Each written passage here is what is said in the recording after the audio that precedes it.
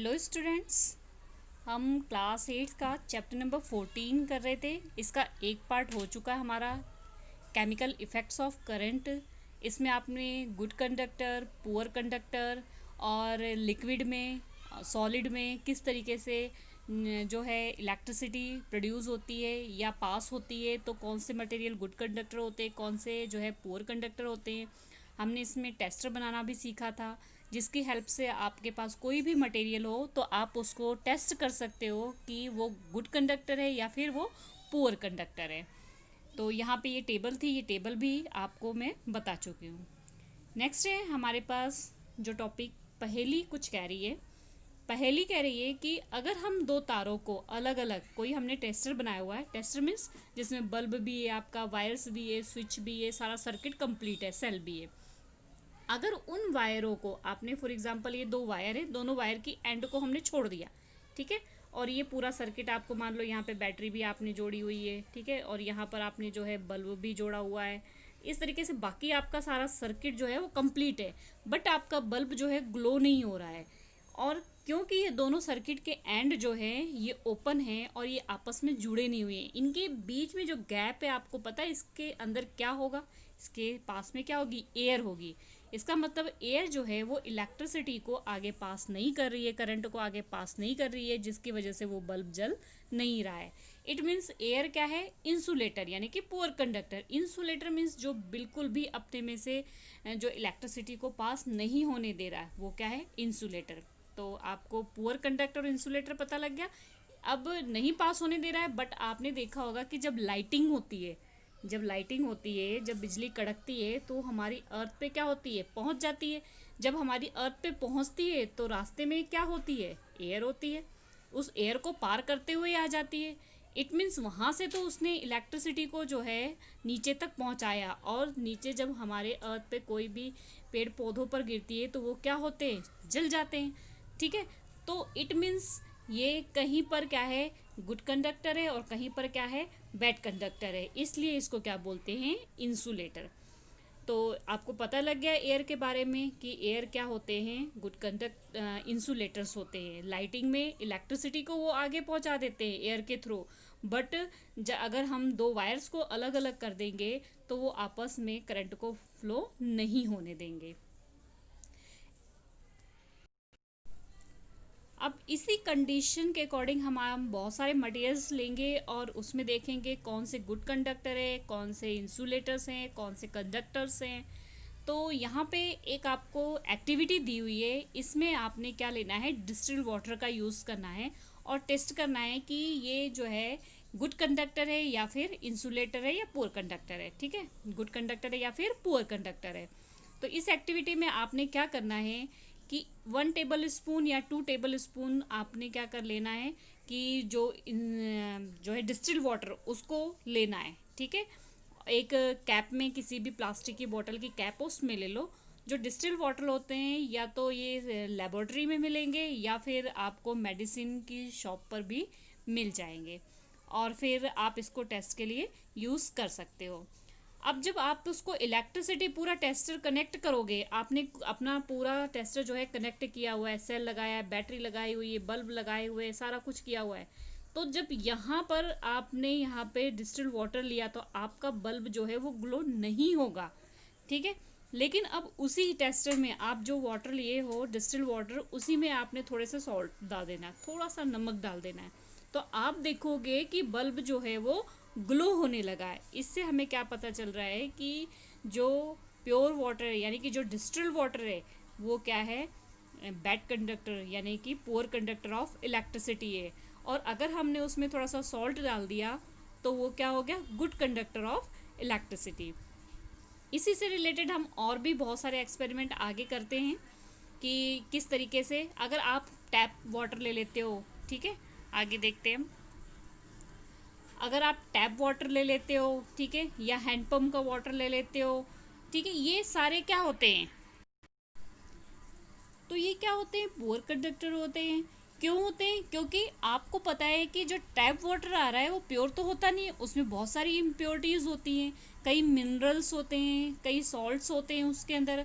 तो उसमें जो मिनरल्स और सॉल्ट्स हैं, तो हमारे लिए जो मिनरल्स और सॉल्ट्स हैं कुछ मात्रा में तो हमारे लिए फ़ायदेमंद होते हैं, हेल्दी होते हैं, और अगर ये ज़्यादा उसमें इम्प्योरिटीज़ होती है तो वो नुकसानदायक होते हैं। लेकिन अगर उसमें उसमें जो है कुछ लिमिट में मिनरल्स हों और सॉल्ट्स हों तो वो हमारे हेल्थ के लिए अच्छे होते हैं, वो ज़रूरी होता है। इसीलिए आपने कई बार देखा होगा कि आपके घर में पेरेंट्स या हर कोई आपको ये टोकते हैं कि गीले हाथों से किसी भी इलेक्ट्रिक अप्लायंसेस को नहीं हाथ लगाना चाहिए, किसी भी स्विच को नहीं हाथ लगाना चाहिए। क्यों? क्योंकि गीले हाथ में जो हमारा वाटर होता है, अगर जो डिस्टिल्ड वाटर है फिर तो कोई बात नहीं, लेकिन अगर हमारे पास जो है टैप वाटर है, ये सारे वाटर अगर हमने हाथ लगाए हुए हैं तो उसमें क्या होते हैं, मिनरल्स होते हैं, सॉल्ट्स होते हैं, और जिसकी वजह से हमें करंट लग सकता है। इसलिए गीले हाथों से किसी भी इलेक्ट्रिक अप्लायंसेस और स्विचेस को, इलेक्ट्रिसिटी के चीज़ों को नहीं छूना चाहिए। अब यहाँ पर आपको एक और एक्टिविटी करके बताई हुई है। इस एक्टिविटी में आपको क्या है, एक प्लास्टिक और रबड़ की कैप ले ली है, ठीक है, और 2-3 कैप ले लो आप। एक में आपने जो है लेमन जूस ले लो कुछ ड्रॉप्स, एक में डिस्टिल्ड वाटर ले लो, एक में हाइड्रोक्लोरिक एसिड। ये आपने एक्टिविटी जो है अपने पेरेंट्स या टीचर की निगरानी में करना है, ठीक है। और इन चीज़ों को, एक में शुगर ले लो थोड़ी अमाउंट में, इनको सबको अलग अलग कैप के अपने सॉल्यूशन में रख दो और अपने टेस्टर से इस सॉल्यूशन को देखो कि ये सॉल्यूशन जो है इलेक्ट्रिसिटी पास करते हैं या नहीं करते हैं। तो हमने जो सॉल्यूशन लिया वो अलग अलग टाइप के सॉल्यूशन हो गए, कोई एसिड हो गया, कोई बेस हो गया, और कोई क्या हो गया, सॉल्ट हो गया। तो इसके थ्रू आप पता लगा सकते हो कि किस में जो है इलेक्ट्रिसिटी पास होती है और किस में नहीं। तो हम ज़्यादातर ये देखेंगे कि जिसमें एसिड्स होते हैं वहाँ पर इलेक्ट्रिसिटी पास होती है। एसिड्स क्या होते हैं, उसमें हाइड्रोजन पॉजिटिव आयन होते हैं, और हाइड्रोजन पॉजिटिव जो आयन्स होते हैं इसके बारे में आप सीनियर क्लास में अच्छे से पढ़ोगे। हाइड्रोजन पॉजिटिव आयन्स जो हैं वो करंट को आगे फ्लो करने में हेल्प करते हैं। नेक्स्ट हम देखेंगे chemical effect of electric current, कि किस तरीके से इलेक्ट्रिक करंट में केमिकल का इफ़ेक्ट होता है। इसके लिए जैसे कि आप यहाँ फिगर में दिया हुआ है, इस फिगर के अकॉर्डिंग हम अपना जो है इंस्ट्रूमेंट वो तैयार करेंगे। इसके बारे में 7th क्लास में आपने पढ़ा हुआ है। तो इसमें क्या लेना है, सेल जो होते हैं, जो मोटे वाले बड़े सेल होते हैं या कोई भी छोटे वाले आप देख लो, ठीक है। तो उस सेल के बीच में अगर आप उसको तोड़ोगे ना, इसको ब्रेक करोगे, तो इसके बीच में से एक ऐसी रॉड निकलेगी, ब्लैक कलर की रॉड निकलेगी, जैसे यहाँ पे ये फिगर में दिया हुआ है, ठीक है। इस रॉड में ऊपर एक जो है मेटल की कैप भी लगी होगी, तो यहाँ पर जैसे फिगर में लगी हुई है कैप। इन रॉड को ले लिया हमने, इन रॉड को बोलते हैं कार्बन रॉड, और इलेक्ट्रोड्स भी बोलते हैं। ये जो रॉड हैं इनको कार्बन रॉड भी बोलते हैं, इलेक्ट्रोड्स भी बोलते हैं, ठीक है। तो इस तरीके से हमने एक पॉट ले लिया, ठीक है, उसमें हमने क्या ले लिया, ये रॉड लगा दिया, इस जो कार्बन की रॉड है, और उसके ऊपर की जो मेटल की कैप है उसके साथ हमने क्या कर दिया, सेल के एक पॉजिटिव टर्मिनल को जोड़ दिया और दूसरे क्या कर दिया, नेगेटिव टर्मिनल को जोड़ दिया। तो हम क्या देखते हैं, ठीक है, जो इसके ऊपर की कैप होती है इसको अच्छे से सैंड पेपर से साफ करना है ताकि उसमें कोई भी इम्प्योरिटी ना लगी हो। हम देखते हैं कि जब हम उसमें सारा सिस्टम, सारा हमने कंडक्टर सारा फिट कर दिया, तो जो इलेक्ट्रोड्स लगे हुए हैं, 2 इलेक्ट्रोड्स लगे थे, वहाँ पर कुछ पानी के बुलबुले से दिखाई देते हैं, कुछ छोटे छोटे छोटे छोटे से बुलबुले से दिखाई देते हैं, ठीक है। तो इन बुलबुलों से हमें पता लगता है कि इसमें जो है कुछ केमिकल रिएक्शंस हो रही है। ये केमिकल रिएक्शन इलेक्ट्रोड के पास में हो रही है, कुछ केमिकल रिएक्शंस हो रही है। तो इसके बारे में 1800 में एक ब्रिटिश के केमिस्ट थे, साइंटिस्ट थे, विलियम। तो उन्होंने 1753 और 1815 के अंडर में उन्होंने शो किया कि जो इलेक्ट्रोड्स होते हैं पानी के अंदर, जब उनको पास किया जाता है तो करंट जब पास करते हैं तो वहाँ पे जो बुलबुले होते हैं, बबल्स होते हैं, वो ऑक्सीजन के और हाइड्रोजन के होते हैं। तो ऑक्सीजन जो इलेक्ट्रोड होता है वो पॉजिटिव के टर्मिनल के पास होता है, और हाइड्रोजन के जो बबल्स होते हैं वो इलेक्ट्रोड्स के नेगेटिव टर्मिनल के पास होते हैं। तो इसका आपने बहुत ध्यान रखना है कि कौन से टर्मिनल के पास कौन सी गैस के बुलबुले होते हैं। ऑक्सीजन बबल्स के इलेक्ट्रोड जो है वो positive terminal of the battery, sorry मैंने आपको थोड़ा सा ये, जैसे ये इलेक्ट्रोड्स था आपका, ठीक है, आपने इस इलेक्ट्रोड्स को अगर बैटरी के जो है पॉजिटिव टर्मिनल से जोड़ा है और इसको जो है नेगेटिव टर्मिनल से जोड़ा है, तो जो पॉजिटिव से जोड़ा है वहाँ पे कौन सी गैस होगी, ऑक्सीजन गैस होगी, और जहाँ पे नेगेटिव टर्मिनल से जोड़ा है वहाँ पर कौन सी गैस होगी, हाइड्रोजन गैस होगी। तो ये आप अच्छी तरीके से समझ गए, ठीक है, कि कौन से टर्मिनल में होता है। तो इसी तरीके से जब हम इलेक्ट्रिक करंट इसमें पास होती है तो सॉल्यूशन में क्या हो रही है, केमिकल रिएक्शन हो रही है। केमिकल रिएक्शन की वजह से जो इलेक्ट्रोड्स है और जो मेटल्स हैं यहाँ पर क्या हो रहे हैं, रिएक्शन होने की वजह से जो गैसेस प्रोड्यूस हो रहे हैं जिसके बबल्स हम इजीली जो है देख सकते हैं। अब देखो बूझो ने जो है एक एक्सपेरिमेंट किया था, बूझो ने ये एक्सपेरिमेंट किया, वैसे ही घर में वो एक्सपेरिमेंट कर रहा था, फ्रूट से वेजिटेबल से भी क्या इलेक्ट्रिसिटी पास हो सकती है, कंडक्ट हो सकती है। तो उसने क्या किया, इस तरीके से एक सिस्टम तैयार किया। उसने क्या किया, आलू के 2 पीस ले लिए, हाफ हाफ कर लिए, उसमें हाफ करने में इस तरीके से वायर को कनेक्ट कर दिया कॉपर की, यहाँ पर उसने बैटरी लगा दी, यहाँ पर एक माचिस की उसमें डिब्बी ले ली और उसके अंदर कंपास रख दिया। और जैसे ही उसने सेट किया उसके बाद ही उसकी मॉम ने उसके आवाज़ लगा दी। जब उसकी मॉम ने आवाज़ लगा दी तो वो भूल गया अपना सर्किट, वैसे ही सेट करके चला गया। बाद में वो हाफ आवर्स के बाद आके देखता है तो जहाँ पर इस तरीके से जहाँ पर उसका पॉजिटिव टर्मिनल था वहाँ पर आलू में थोड़े से पोटैटो में ग्रीन ग्रीन कलर का शेड आ गया था। तो इससे उसको ये पता लगा कि इसमें भी इलेक्ट्रिसिटी जो है प्रोड्यूस हो सकती है, इसमें भी कुछ केमिकल्स होते हैं। अब इसने कहते हैं ना कि हम कोई भी एक्सपेरिमेंट करते हैं तो कुछ ना कुछ करते रहो कहीं ना कहीं नया आविष्कार हो जाता है। तो बूझो ने क्या नया आविष्कार कर लिया कि जहाँ पर अगर हमें मान लो किसी सेल का या बैटरी का हमें पॉजिटिव और नेगेटिव टर्मिनल नहीं पता है तो हम इस तरीके से पोटैटो में उसको सेट कर देंगे, जहाँ पर ग्रीन हो जाएगा वो कौन सा टर्मिनल होगा, पॉजिटिव टर्मिनल होगा। इससे हम पॉजिटिव टर्मिनल के बारे में पता लगा लेंगे। तो साइंस क्या है, साइंस जो है अगर एक्सपेरिमेंट करते रहो, डिस्कवर करते रहो, डिस्कवरीज बहुत सारी करते रहो, कहीं ना कहीं आपको कुछ ना कुछ नया मिलेगा। नेक्स्ट है हमारा बहुत ही इम्पॉर्टेंट टॉपिक जो कि कई बार एग्ज़ाम में ये लॉन्ग क्वेश्चन में पूछा जाता है, इलेक्ट्रोप्लेटिंग।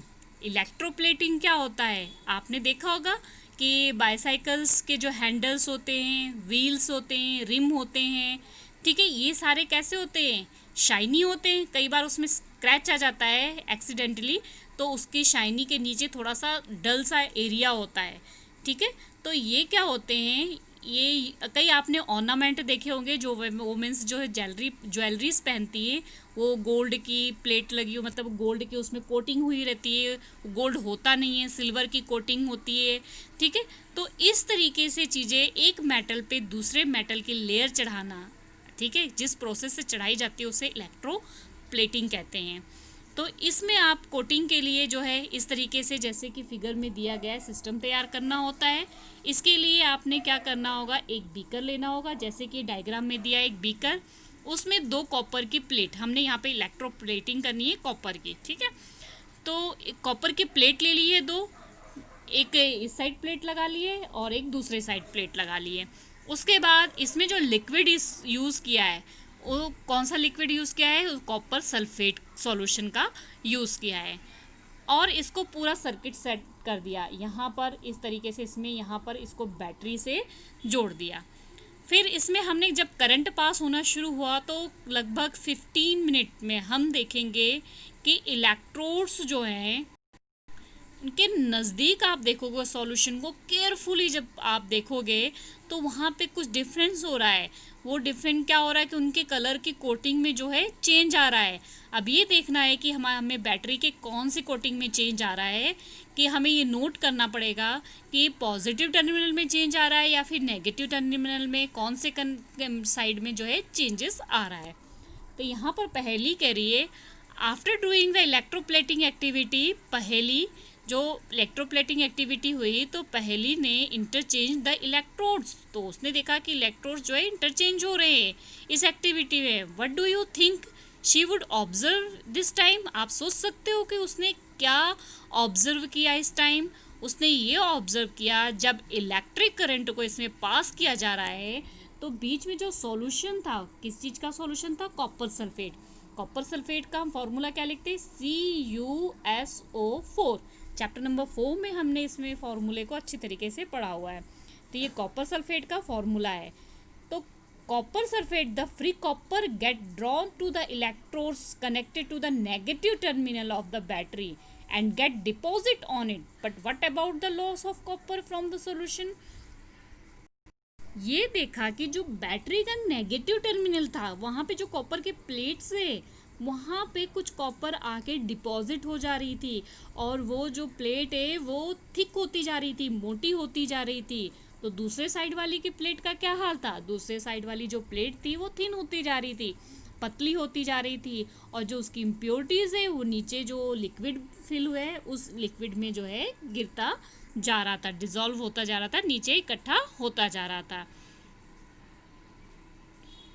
तो इस प्रोसेस को जो है बोलते हैं इलेक्ट्रोप्लेटिंग। तो यहाँ पर हमने किसकी इलेक्ट्रोप्लेटिंग की, कॉपर की।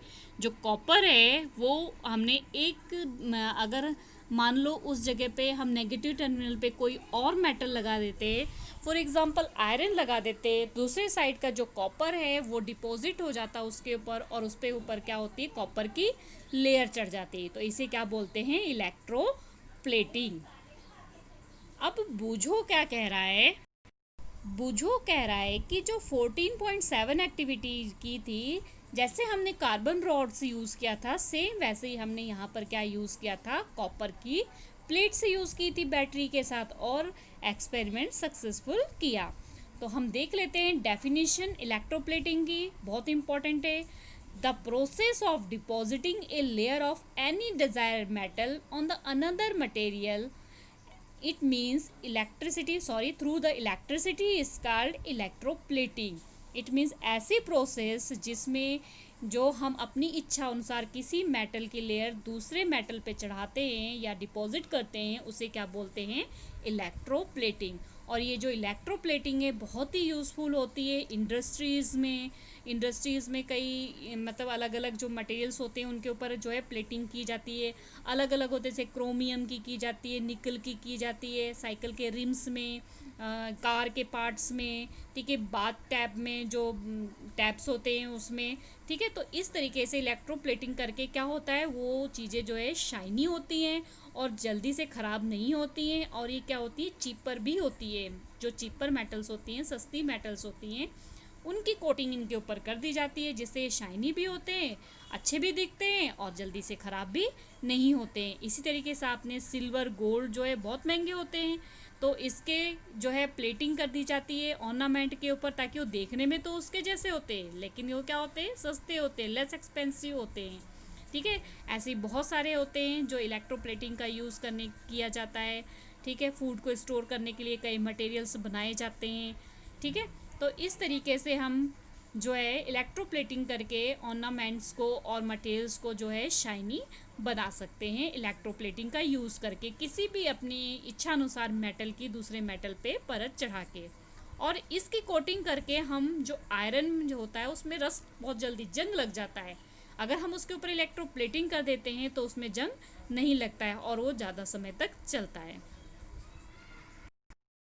तो ये बेटा बहुत ही इंपॉर्टेंट टॉपिक था इलेक्ट्रोप्लेटिंग, एग्जाम में इससे रिलेटेड कई बार क्वेश्चंस आ जाते हैं, ठीक है। तो आई होप आपको पूरा चैप्टर समझ आ गया होगा। मैंने शॉर्ट टर्म में आपको ज़्यादा से ज़्यादा नॉलेज देने की कोशिश की है कि आपको चैप्टर के हर एक कॉन्सेप्ट जो है वो क्लियर हो गए होंगे। तो वीडियो को लाइक ज़रूर कर देना, कमेंट में मुझे बताना कि आपको समझ आ गया कि नहीं आया, और चैनल को अगर सब्सक्राइब नहीं किया तो सब्सक्राइब करो। अगर आपके कोई फ्रेंड्स हैं जो 8th स्टैंडर्ड में पढ़ते हैं तो मैंने सारे चैप्टर्स की वीडियो डाली हुई है इसी तरीके से, आप उनको भी शेयर करो और ताकि वो इससे अच्छे से चैप्टर्स को समझ सकें।